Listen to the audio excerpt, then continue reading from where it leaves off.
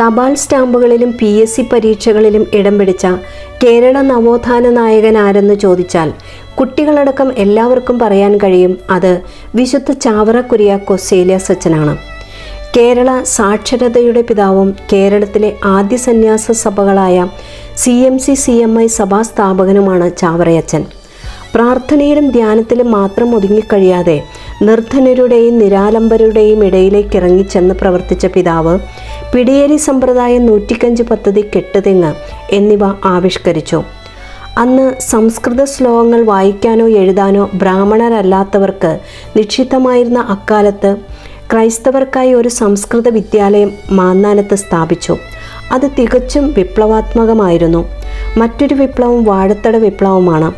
അച്ചടിയുമായി ബന്ധപ്പെട്ട് നടത്തിയ ഈ വിപ്ലവത്തിൻ്റെ ഫലമായി രൂപം കൊണ്ടതാണ് ഇന്ന് മാന്നാനത്ത് നിലവിലുള്ള സെൻറ് ജോസഫ് പ്രസ്. ദീപിക പത്രത്തിൻ്റെ പ്രാരംഭ ശില്പി കൂടിയാണ് അദ്ദേഹം. ദൈവഹിതം നടത്തും എന്ന് പറഞ്ഞ് ചാവറ പിതാവിൻ്റെ ജീവിതത്തിൽ പ്രിയോർ മാങ്ങയുമായി ബന്ധപ്പെട്ട ഒരു സംഭവമുണ്ട്.